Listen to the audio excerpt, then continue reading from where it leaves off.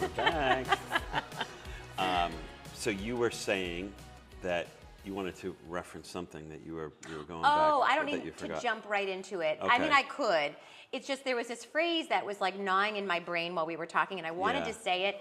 And it's just that, again, about comparison. Yeah. We don't want to compare ever, and that will help us get that forward momentum.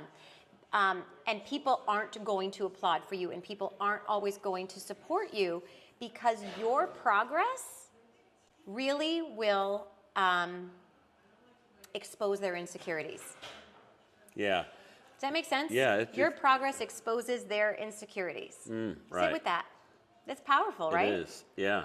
And I think it's very common. I mean, if yeah. not the main default behavior trait that we have, Yeah. because we don't want to see somebody doing what we get, because we're our own enemy, right? I mean, you know, whatever Sure. we are not successful at is our own fault per se. So when we see somebody overcome it, we're just angry at ourselves. It is. But it's easier to be angry externally than it is to be And at if ourselves. I'm not a confident person, and I'm really tethered to your validation of my success, Yeah. and you're not giving it to me, then I'm going to work harder. I'm going to overshare. I'm going to over-explain. I'm going to tell you my next steps, which also we shouldn't do. You should move in silence, and we'll get to that. I'm going to tell you my next steps to try to impress you, and you're still giving me nothing. I am weaker and weaker and weaker and weaker, and you are more powerful. Yeah. Because you are manipulating me to become this crazy person. Yeah. When- and yeah. so I was going to say about the words and the way people talk, and it seems like common sense, but I think it really makes a difference. If I were to say to you, don't forget to bring your notebook to the show today, as opposed to saying, remember to bring your notebook. Because I've already planted the word forget in your, and you would think that these things don't matter, They but do. there are hypnotists and there are people who do these tricks almost, and they plant seeds in people's heads without you even knowing it's happening. And this is why how other people treat you, you have to be so clear that that is about them. Because if you are vulnerable to people's word choices, then you will be affected. But if you kind of like steel yourself, you know, steel, like I meant like firm up your exterior armor, and you just say like, I'm not looking for other people's validation. I am looking to feel good in my life. And so your opinion of me is none of my business. And I just have to, I'm going to laugh loud, and I'm going to feel good, and I'm going to pursue my goals because I want to, you know? And in coaching, I always say, like, you know, what brings you joy? And honestly, that sometimes can trip people up because people do forget, and we talked about that. But another question is, who brings you joy, right? We give it all away, and we forget that discernment. There really should be people, even if it's one person, that brings you joy, that you are clear, that you can share with, that they will support you, that you feel better for having been in their company. It was like I was saying, people who vibrate higher, they have that calm energy, right? And they're magnetic in their presence, and you feel lighter around them. And that is true when two people are resonating. That's always true. That's how it feels. It's kind of like our first show, the quantum physics, +1 + 1, you know. But you've got to have the discernment to reel it in. Let the people go that are seeding conversations with little kind of mind games, and they aren't giving you the support because they like you better broken. Did you ever see the show Billions? No. Okay, I'm going to give you some homework assignments because it's a show that it's high stakes finance on Showtime, and it's an incredible show. It's about hedge funds, and you know it's a very really cool show. Yeah. And the firm has a woman that works there that's a psychologist, and basically, because as you're talking, I'm like, this would be a great TED Talk for a sales organization, or the recipient of what you're saying. There's so many different buckets that it could fall into of who would be interested in it. But anyway, on this show, they're Hopefully, really they'd love it. Huh? Hopefully, whoever's watching, they're loving it. Yeah, too. right. And I think that the message on Billions, they're using that information on how to manipulate the sales of what they're trying to do. They're using the same tactics to manipulate public opinion.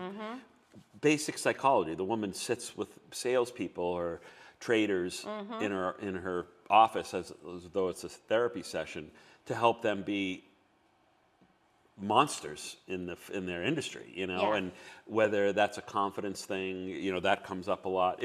It's such a practical and we don't application talk for about all it enough. business. You're right. Right? It's like if we could understand how we could be much more powerful in our life, we would do it tomorrow. Instead, they're learning who knows what at school. But Yeah. these are life skills, right? And if you can maintain your power by not giving it away, then you've got power towards your goals and your dreams and your achievements. They are more achievable because you didn't give it all away and you're not so depleted looking for validation. We talked about moving in stillness. Confident people move in stillness. I'm guilty of this. I used to do it all the time. I'd think a dream, I'd have an idea, and I'd have to tell everybody to get their feedback. And I know it was an insecurity, like, don't you think I'm smart? Could you tell me that that's a good idea? Like, should I pursue it? But the truth is, so there's this thing, and I wasn't going to get into this, and it's really probably not for this show, but there's a thing called evil eye. And in Greece, if you go anywhere, there's eyeballs on all the things, like an eye. It's called the evil eye.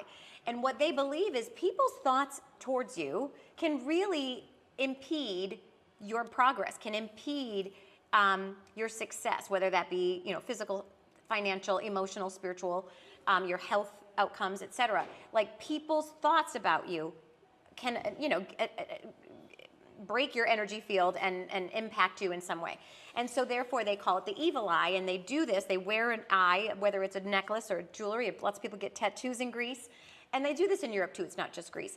And it's catching on here in the spiritual community, that you have to block other people's energy so that you're clear on your own. Moving in stillness is a way that nobody's opinions about your next step can be factored in to whether or not you achieve that, right? Because not everyone's rooting for you. So maybe they shouldn't know, right? And also, if it doesn't happen, like not all of our ideas are meant to come to fruition. And if you share it with everybody and then it falls apart, you then have to go back and tell everybody why it failed. And there's a little bit of shame there because now you're explaining why it failed to everybody that didn't even deserve to know. You do not have to prove anything to anybody. You do not owe anybody your transparency, right? And you move in stillness so that when it happens, it's like your big reveal, Let people underestimate you. It's like that phrase, go ahead and underestimate me. That'll be fun, So you give great advice here, and if you were a golf instructor, I could go out on the practice green, the driving range, and sort of work on some of my shots. What are some tools, though? Because it's unrealistic to think that somebody can just switch and be that way subconsciously, being unaware, because we go back to our defaults of our use of language. But what could be some of the, how do people practice this? Just self-reflection.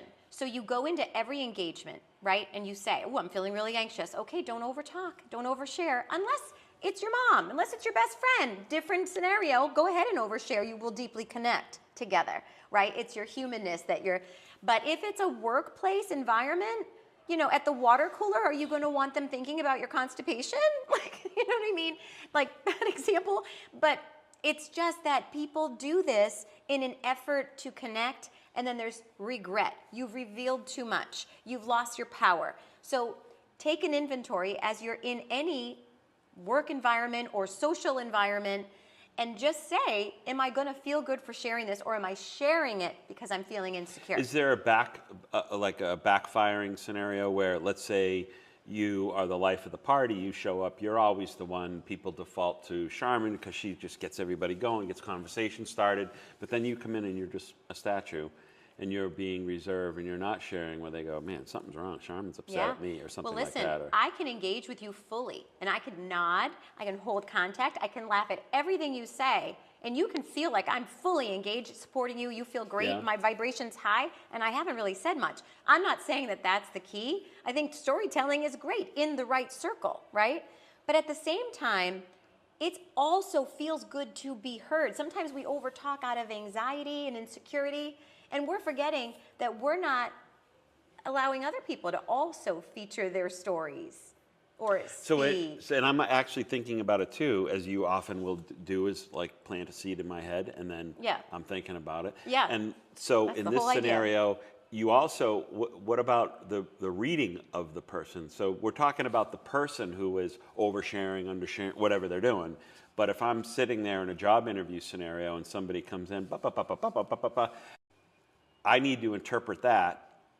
A job interview is a great example, right? Because you're trying to figure somebody out in a short period of time, and you only have, and this is what I try to tell my sons and anybody else who will listen about the importance of a first impression of how you dress and all the nonverbals that Take up might space. seem. Yeah. And I get in this conversation, and with my son, who is enlightened, I feel, and overthinks, and he would argue with me about, it's not important what somebody wears in a job interview because that's not the quality of their. He's not wrong, but I'm also trying to explain to him Nobody is wrong.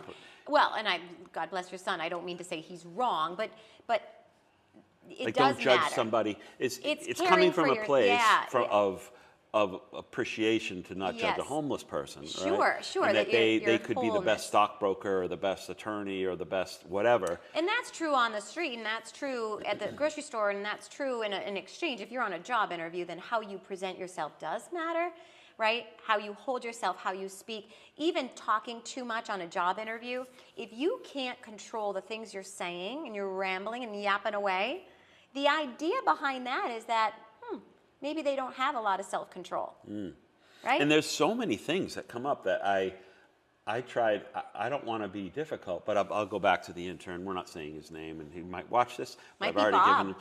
Could be Bob. It's not, but I don't want to associate Bob with an intern of mine. That's True, a whole other problem true. we get into. Yeah. But I had the kid he's got an Apple Watch, Right. You know, and I'd be talking with him, and he would just be doing this all the time. Yep.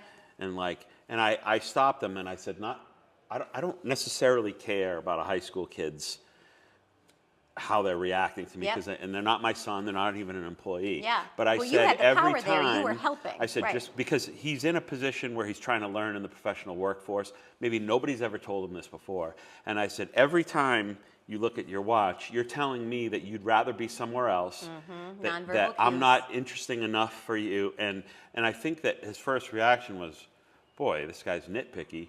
But it's so true. Like, if you're on a lunch with somebody and they're checking their phone all the time, they're obviously not that into what That's you're saying. right. And they've said, I'm more important, or whatever is here is more important than you.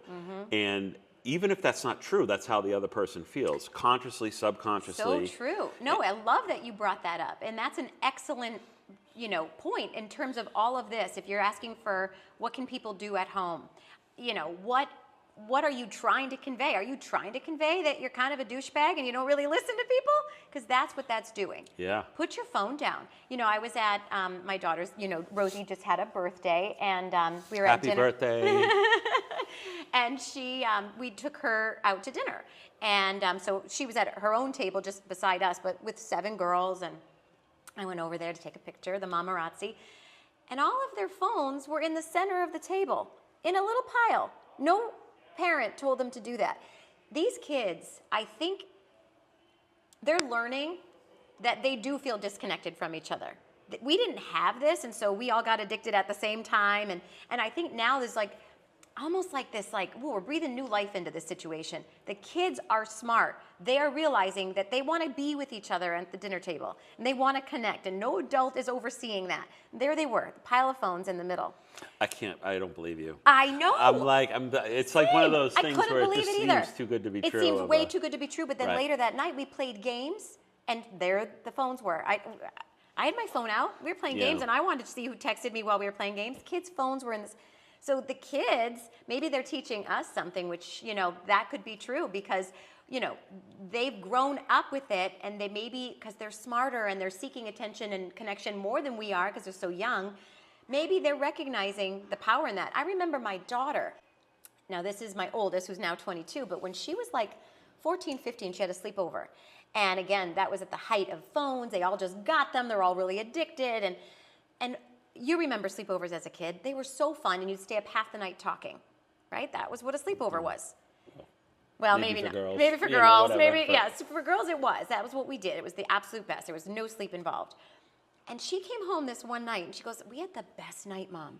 And I said, why? And she goes, no one was on their phones. We all put our phones down. And this was before the Way Home show debuted, where she would learn these excellent life skills. Well, listen, I've been She doing learned this for a long time, yes. Right.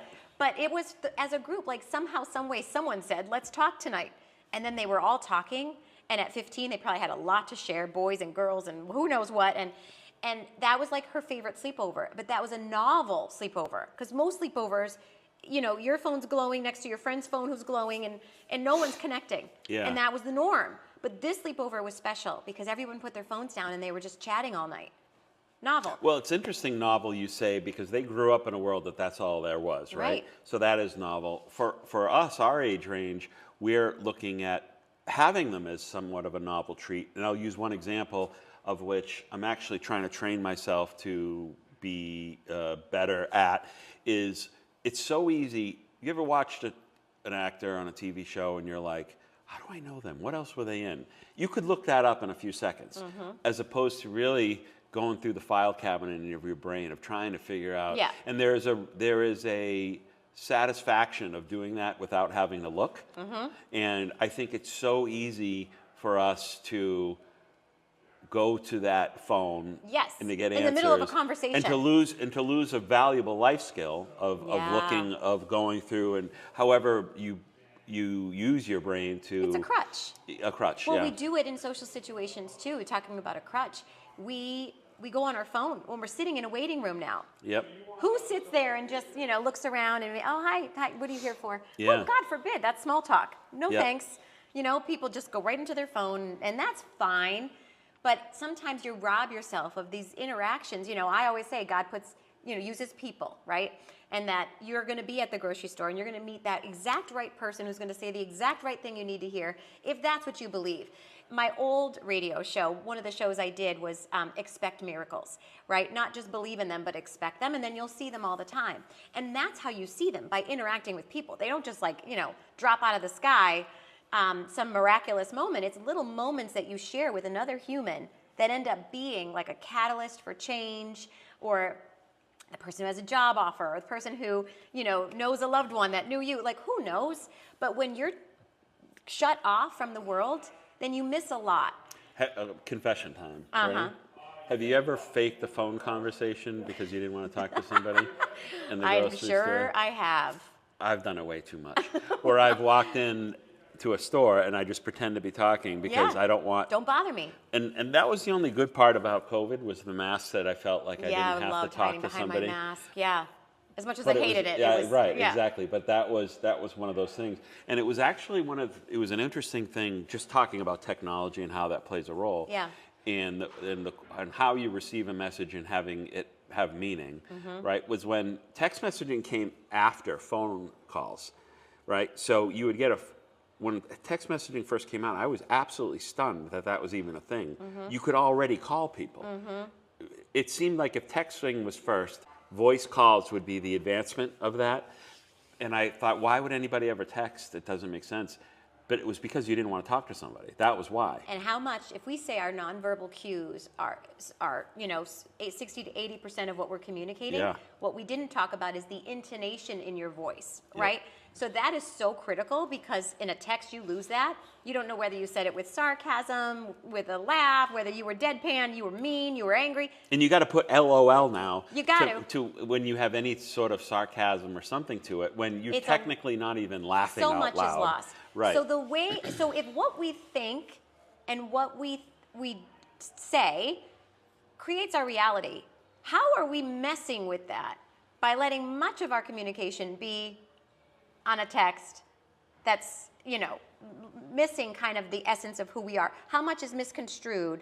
How much are we so if I could get on a phone call with you and hash out some business versus a text, I'm sure it would be exponentially faster to do a phone, but we don't do that, right? Because we're getting more cues and we have more information and more of an understanding of that person. There's a lot of assumptions made with text. Couples, they don't even talk. They text from the other room, right? So you want a better relationship, but you're texting your wife or husband on, whatever, and you're not communicating. So I think this show is really about taking ownership back and agency back over your life. You can't blame anybody but yourself. And you can do a lot of self-reflection and in any moment show up better, show up different. And if you focus on yourself and you decide to be happy and you decide to pursue with your actions to feel better than you were yesterday, spiritually, emotionally, financially, mentally, if you're doing that every day and you're constantly checking, like, how did that interaction go? Do I feel better? Did I overshare? Did I sit back and witness? Did I listen to understand? Then you're getting better every day in every aspect, and watch how quickly your life transforms. Yeah, and I think some of the homework, especially going back to the first half of the show, about even how you stand, your posture. I see Blair was over there doing a Wonder Woman pose. See? Yeah. And I think that those, you can see instantaneous reactions to it, and like how people respond to you. Like again, I could be meek in a minute. Yeah. And my whole disposition That was will it. change. I almost want to have you do it by request, because it was sort of interesting and fun to watch, like a character. Yeah. In an acting exposition or something. Yep. But the truth is... Did you ever take acting? No. No? Well, did I? Maybe I took... When you were a kid or anything? Definitely. Before as a your kid. big commercial debut? Not going there. We might. Yeah. But I think that those kind of things are often not taught in early acting courses, because it's about saying the lines in a certain way as opposed to how you hold yourself. Excellent. Is messaging that... Wait, you just, aha moment. We teach acting skills because we want so much for them as the actor to convey clearly to the audience. Yep. Yet in life, no one teaches us how to convey clearly. And so we're giving mixed signals and we're doing things that set us back and make us weaker. But actors are taught, if you want to say something, say it like this. Like, why are we all actors in our own movie like we talked about? Right. What are you trying to convey, and are you conveying that clearly? And we're playing a million roles. We are. Mother, husband, wife. Well, I guess you wouldn't play husband and wife, but you get the point. Right. Well, sometimes I guess. Maybe you have to act like the husband or the wife Yeah, at some single-family sometimes. homes, you're wearing Sure. lots of hats. Yeah. I remember my husband was not able, he had a football game this past move-in for my daughter, and my daughter Ava said, Mom, you're the best dad, because we were carrying heavy things. It's kind of I felt strong that day. Yeah. But no, to your point, I think we have to really see this like every other show. There's usable data here. It's so quick that you can turn around and say, am I oversharing?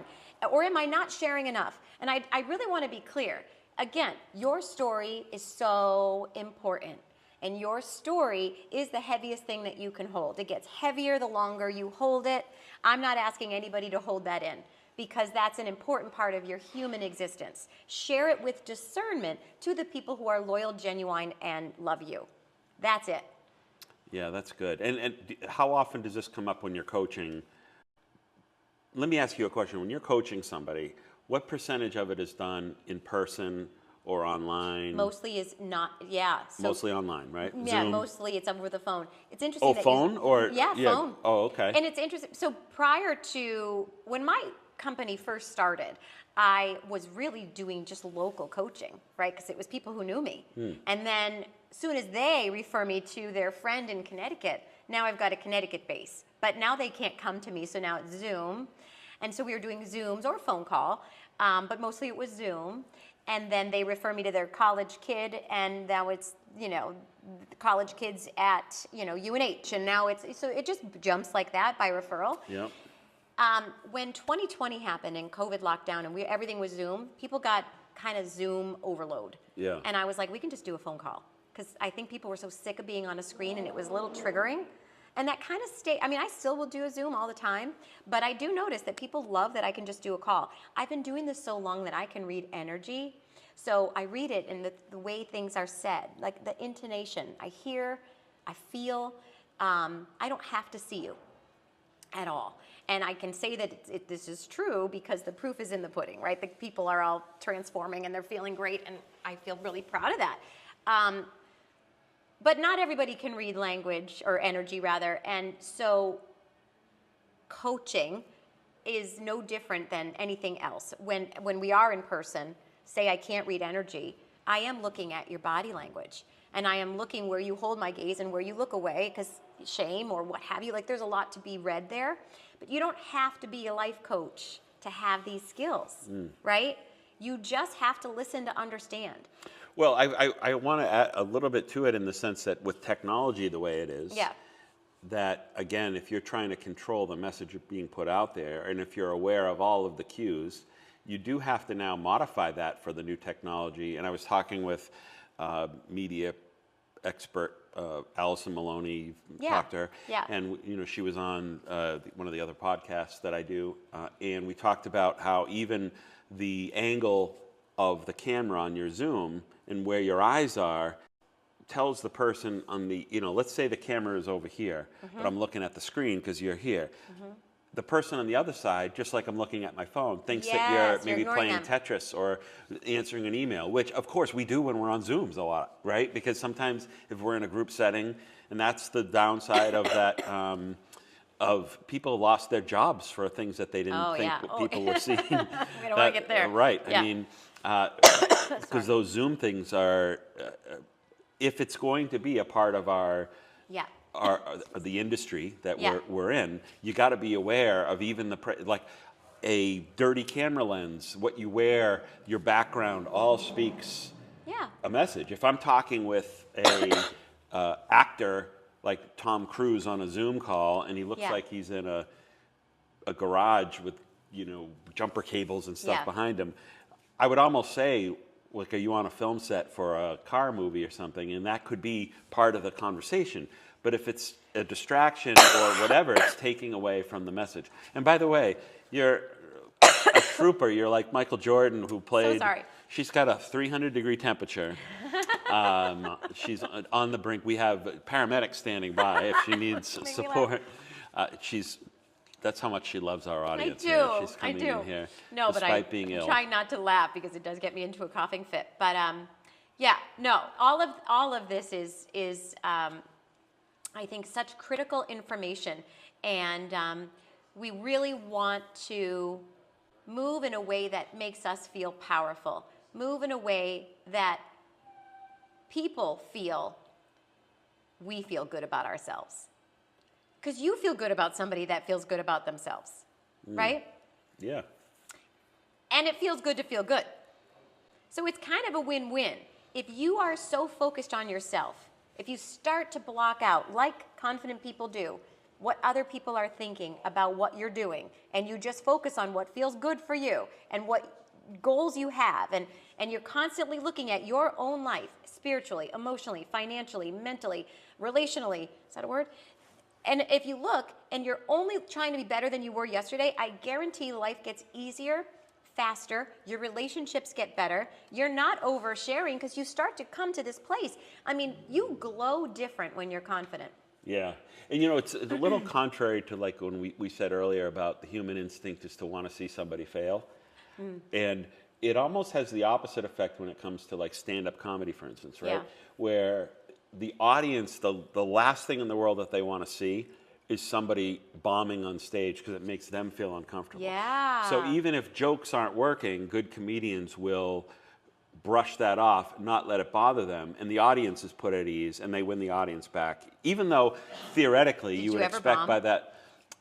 Oh yeah, of course, and everybody does, right? Because you're trying something. Yeah. If you're a chef, taste this. The first one is probably not the best. Right. First drafts of everything are probably not the best. Yeah. But when you do that, what becomes the problem is when you realize, uh-oh, I'm bombing, and then nothing else works because the audience just feels helpless because you're not. But if you embrace it and being like, still confident and like that didn't work, and That's great. and you play a joke on the fact that didn't work, then you get a lot, you win them back, and there's more of a because reading somebody else, and if you get your power back because you sort of just named it, and you're like, I'm still good. Like I've named avoiding and especially it is probably a it's got struggle. to be a connection. Yeah. So in terms of communicating with others, you almost have to play a little ping pong, because no matter what kind, if I'm confident and that confidence is really, I can tell somehow not having the right reaction, you have to adjust to be like, maybe I'm too aggressive or overbearing or something like that, where you're feeling that one level of confidence that you have is completely different to somebody. Like I'm a 6'2", what did you say? My space is my confidence, I guess. So I have a lot of confidence. I take up a lot of space. So I understand that I can be intimidating if I'm right up on somebody who might be smaller or whatever. And that might work if I'm trying to, I love my son-in-law, but if I didn't, I'd have to get in his face. So I would impose my physical stature over him a little bit to threaten him a little bit. A little bravado. And I still do. I guess I still do. Yeah, you got it. But you also have to be aware of that, because then that could turn somebody off, of course, or scare them, or always make them read the room. It's always self-reflect. It's there is no one size fits all. It's how is this going? How am I feeling? Spandex. A lot of women think spandex is one size fits all, and it's not, Sharmin. It is not spandex. We're going to do a show That's about another that one. We're going to do a special swimsuit edition coming up, which is not body shaming. It's more so about just awareness and age appropriate. This could be really helpful. You spring is coming. I don't want to be. Some people just have to learn. Forget it. We'll talk about it's a different show. That whole different show, but an important one. A must watch. Right before Memorial Day weekend. Put that in your calendar. All right, good. Bathing suits. Yep, pencil it in. What to do, what not to do. Coming up on the way home. I'm gonna I want to. This is a dream of a comedian, to kill. Right? Yeah. And I'm and now like, that you're making me laugh, and it's killing me. You're physically going down because of my jokes, which then I won't be able to stop. But won't feel so good, Chuck. Won't feel so good. So one size fits all, you're saying.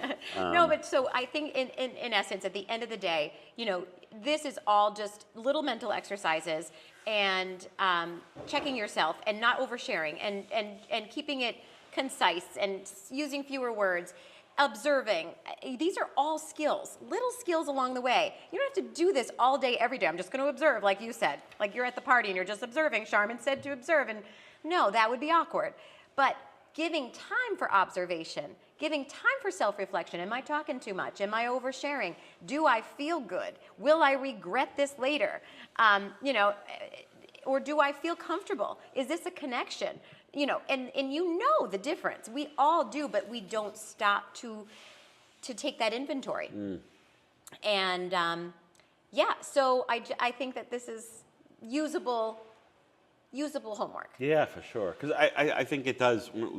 It's confidence. Yeah. And it's feeling good in that confidence to be able to accomplish things, whether it be sales, whether it be relationships, whether it be just getting results from employees or your kids or what have you. And I think just how you treat somebody at the bank or customer service on the phone, if you're always going to do better with how much give and take that you can stomach offering. Sometimes when you just want to snap, it's just not the right reaction. No. So going into a scenario where reactions you need people to 5-second pause. Right? Yeah. And if you do react, so our triggers are our teachers. So we can't always be so upset if we've reacted. If something gets to us, we are triggered. Our triggers are our teachers. Ask yourself why you're triggered, because usually what we're triggered about is, revealing an emotional wound, which is good. And the idea in life is not to ever, to walk through life and never be triggered, because that's an impossible goal. You're going to be. But the goal rather should be understand why you're triggered. And if you each time understand why, and also if you react at the bank or wherever, and you respond to somebody who's trying to, needle you, trigger you, and weaken you, and you give into it, kind of like a reset move is to literally say, ooh, I just reacted. Let me start again. And I think it's important to point out, too, how much human beings and the culture has changed because of social media's inability to let that pause take place, because you can react so quick. Yeah, don't And send it though. Don't, You just and did not this, even and I talking know about what a you text, mean, but yeah. even a response in a Facebook video or something. You see something you don't like, and Let other people argue. I've Don't do it. I try to think, and I think if people think this way too, that they will understand our own ledger when we get to the afterlife will be what determines whether or not we're a good person or not. And us just going in and dropping bombs in other people's lives, like the butterfly effect. If I'm on Facebook and I see something, and I'm guilty of it all the time, is that you're like, that's the dumbest thing I've ever read. Boom, send. And then I somehow feel I'm mature by just moving on and not waiting for a reply or something like that. But I could have dropped a bomb in somebody else's ecosystem that's going to make them snap at their kid, who's then going to go and snap at their teacher, and then the school gets an impression of them, and that kid's whole life. You never know of how the butterfly effect works. Well, and I just think, what are you getting out of it? You know, karma is real, and I always, it's like a boomerang. Like whatever you put out, you get right back. And so maybe you drop that bomb and you ran, but you will get a bomb from somebody else. Yeah, like sure. what you give, you get. Yep. And so when you start to realize that relationship too, you're not so tempted to send the one text, because you don't really want a shitty text coming to you. Can I say that? Yeah, shitty? Yeah. Yeah, you can. You're like the Eddie Murphy of, the old Eddie Murphy of comedy with life podcasts, uncensored, unfiltered. It's raw. Yeah, I love Sharmin it. raw. Sharmin raw. But the other thing is that, like, the loudest person in the room is not the most powerful. The loudest person in the room is the one that can whisper but still be heard. What are you conveying? Yeah. What do you want conveyed? Right. Right? And are you saying it because you're like the big gorilla in the room, or are you saying it because you're composed and confident, and your words land and they resonate and you listen to understand, right? Yeah. And sadly, I think a lot of the training, like I used to host a radio show, that was 3 hours a day. And you cannot have silence. Yeah, and so you that's train tough. yourself to just keep going. Go. I do it too. And I it's know. not good. And silence on a medium like that is probably, that conveys something. Like, is something wrong? Something like, what's, wrong, why did they pass out or have sure. a stroke or something? You just wonder what the heck's going on. Yeah. In the theater of the mind, which is radio, when you're hearing something, It as is opposed theater. to seeing. And I'm sure it is hard for Right. you. I mean, admittedly, it's hard for me too. I mean, I said I'm a recovering but not recovered oversharer. I do that. I want to connect, especially as a life coach. Right. Tell me what happened when you were little. Like, Yeah. what makes you you? Like, that's not for parties. Maybe that one girl, maybe it's a unique connection. There are exceptions. But mostly that's your inner circle, and you don't need to deeply share with strangers. Have discernment. You don't need to deeply share at work. Yeah. Great stuff, Sharmin, as always. Yay for us. Yes, and you survived the show. We I didn't need did. the paramedics. You can You go. didn't kill me with your comedy. Well, maybe we should stick this out and keep going. We're gonna in the overtime. I've got some good jokes that I'll lay out on you, but we'll save that for another show. All right. We'll Well, come hopefully I'll be back. better Hopefully by you'll next be better show. next Yeah. week. Yep. Take vitamin C, cold plunge. Yes, I might try it. Yeah. Just in my shower, because I'm not jumping No, in any lakes. that doesn't count. It does It count. doesn't, It's cold. Sharmin. It does not count. Yes, I'll do hot, and then I'll do cold. No. Okay. No. You got Can't to do it the hurt. right way. It can't hurt, Yeah. but it won't help. Okay, well, I'm just all telling right. you. Maybe, what do I know? We'll do, we should have some conversations about Like modalities and remedies and remedies. Yeah, like. Let's do it. Because the first interaction we had was when you were mentioned something about saffron and stuff. Oh, right. And then I've been bringing that up to people, but I don't even know why I'm bringing it up. I'm like, I know we're supposed to take saffron, and I take it. It's like the natural Prozac, they say. Intravenously or something. But Yeah. But then I was like, I don't exactly know why. that would But be I a great should show. learn. Yeah, we should There's do a something lot of, like that. yeah, like all of the natural remedies that we should know that we don't. Yeah. And we just want everyone to reach for the best version of themselves, live the best life that they can live, to be happy, to be healthy. Like, Well, if this is the way home. If this is you sick, man, this is a good-looking lady. even when she's not on her game, she looks Makeup. fantastic. Or Yeah, whatever. and these bright lights probably help a little. Or Well. maybe they're not. Maybe I look really pale. I don't know. I can adjust, so Photoshop All right, you know, okay. spots on your face, all Okay. that stuff. And so, Okay, all right, okay. we'll see you next week. Okay, Thank you. thanks, guys.